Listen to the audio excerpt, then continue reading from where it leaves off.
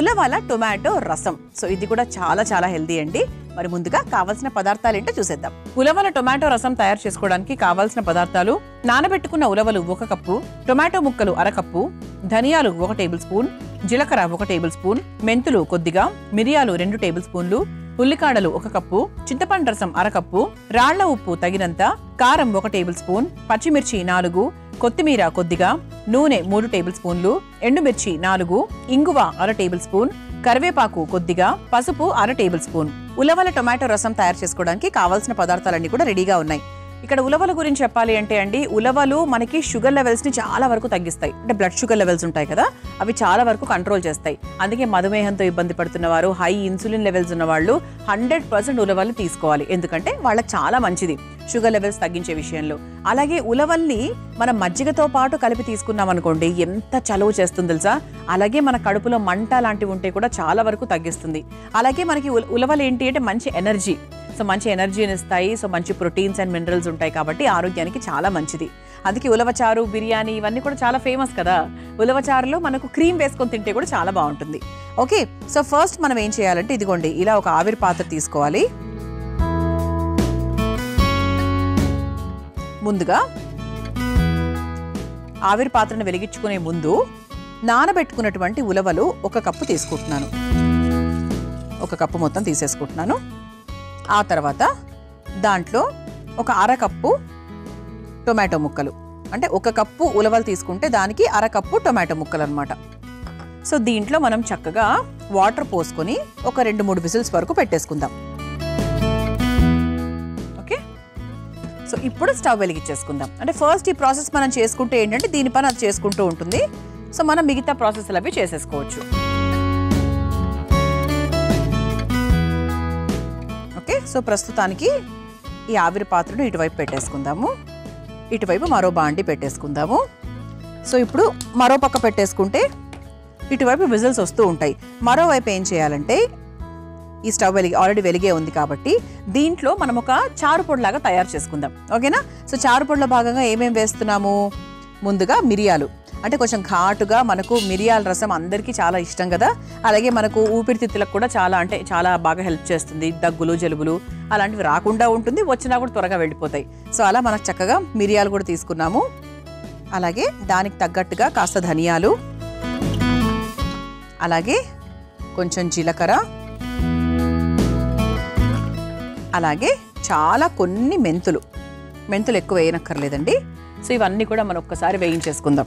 వేయించుకొని దీన్ని ఒక పొడిలాగా తయారు చేసుకోవాలన్నమాట. అంటే చారు పొడి అండి, ఇన్స్టెంట్గా మనం చేసుకునే ఫ్లేవర్ వేరు, ఆల్రెడీ మనము డబ్బాలో పెట్టుకున్న రుచి వేరు. ఒక 20 days వరకు మనకు పర్వాలేదండి, చారు పొడి ఫ్రెష్గానే ఉంటుంది. కాకపోతే చాలామందికి ఏంటంటే ఇలా ఫ్రెష్గా చేసుకొని వేసుకునే అలవాటు ఉంటుంది. ఓకే, స్టవ్ ఆఫ్ చేసేసానండి. ఇది మనకు వేగిపోయింది కాబట్టి ఒక కప్లోకి తీసేసుకుందాం. సో మీ ఘాటుకు తగ్గట్టుగా మీరు మిరియాలు వేసుకుంటే సరిపోతుంది.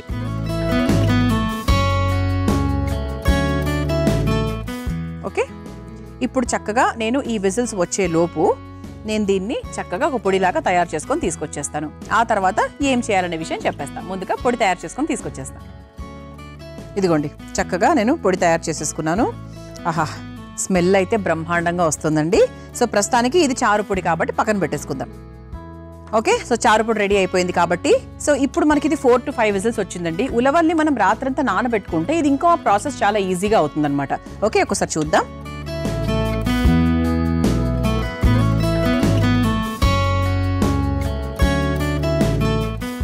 ఉడికిపోయిందండి. ఇప్పుడు మనకు దీని మీద ఉన్నటువంటి నీళ్ళు ఏవైతే ఉన్నాయో దాన్ని మనము ఒక మిక్సింగ్ బౌల్లోకి తీసేసుకుందాం.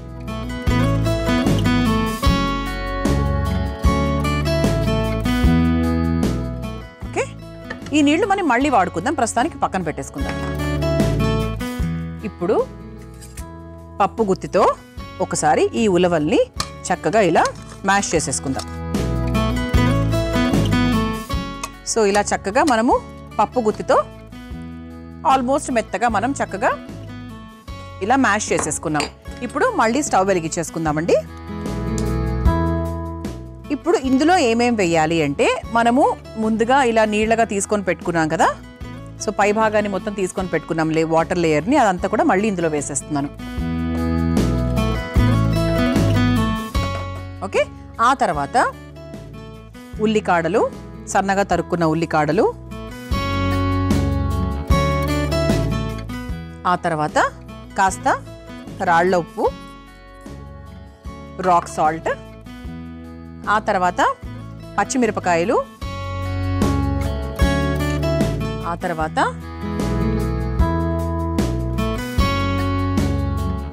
కొంచెం కారం, స్పైసీగా కావాలి అంటే కొంచెం ఎక్కువ కారం వేసుకోవచ్చు. ఇది ఒకసారి బాగా మిక్స్ చేసేసుకోవాలి. ఓకే,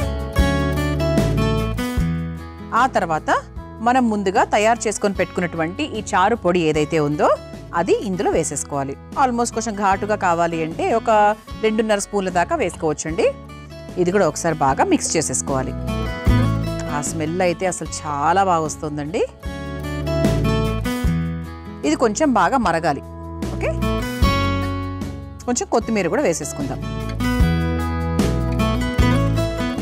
సో కొత్తిమీర కూడా వేసుకొని ఒకసారి బాగా కలిపేసుకోవాలి. అయితే మనకు చారులో ఖచ్చితంగా మనము చింతపండు కూడా వేస్తాం కాబట్టి నానబెట్టుకున్నటువంటి చింతపండు గుజ్జు కొంచెం వేసుకోవాలి.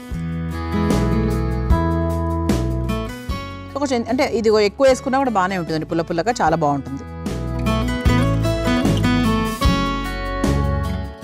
ఇది చక్కగా ఒక 3-4 మరుగులు చక్కగా వచ్చిందంటే మనకంటే చారు రసం అనేది ఎంత మరిగితే అంత టేస్ట్ కాబట్టి ఇది బాగా మరగనిద్దాం. ఈలోపు మనం ఏం చేయొచ్చు అంటే దీనికి మనం పోపు తయారు చేసుకోవచ్చు. సో ఇటుపక్క బాండి మనం వెలిగించేసుకుందాం. స్టవ్ వెలిగించేసి ముందుగా కాస్త నూనె. ఇక పోపు అంటే మామూలుగా అందరికీ తెలుసు రసం పోపు ఎలా చేయాలో ఏంటో. ఇంగువ అనేది మనకు చాలా మెయిన్ అన్నమాట.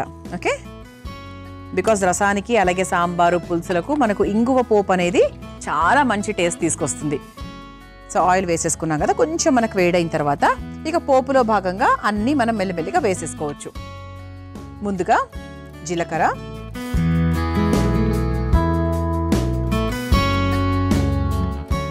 అలాగే ఎండుమిరపకాయలు,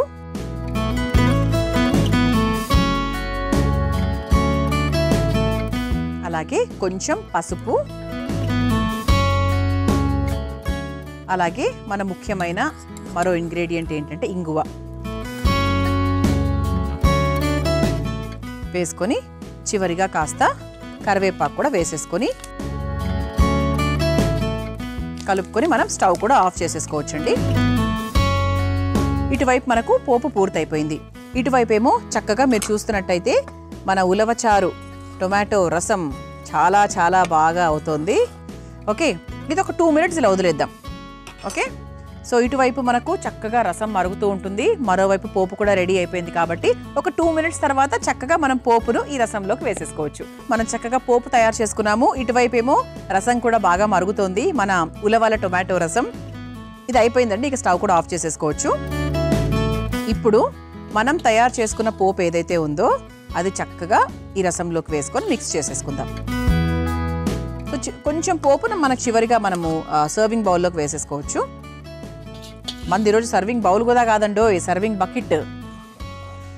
ఓకే, సో పోపు కూడా రెడీ అయిపోయింది, వేసేసుకున్నాము. అండ్ ఇప్పుడు చక్కగా ఈ ఉలవల టొమాటో రసంను ఈ బకెట్లోకి తీసేసుకుందాం.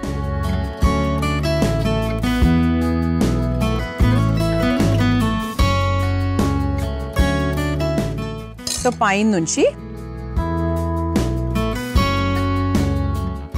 మనం చేసుకున్నటువంటి పోపు ఏదైతే ఉందో అది పైన నుంచి ఇలా చక్కగా వేసేసుకోవచ్చు. ఆహా, అసలు చూడ్డానికే ఇంత బాగుంటే రుచి ఇంకెంత బాగుండాలి చెప్పండి.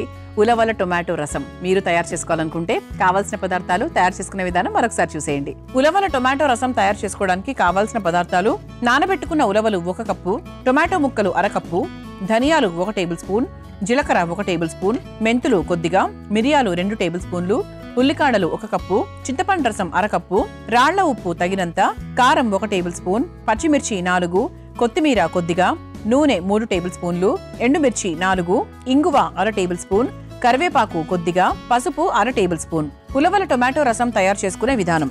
ముందుగా ఆవిరి పాత్రలో నానబెట్టుకున్న ఉలవలు, టొమాటో ముక్కలు, కాస్త నీళ్లు పోసి స్టవ్ వెలిగించి ఆవిరి మీద ఉడికించుకోవాలి.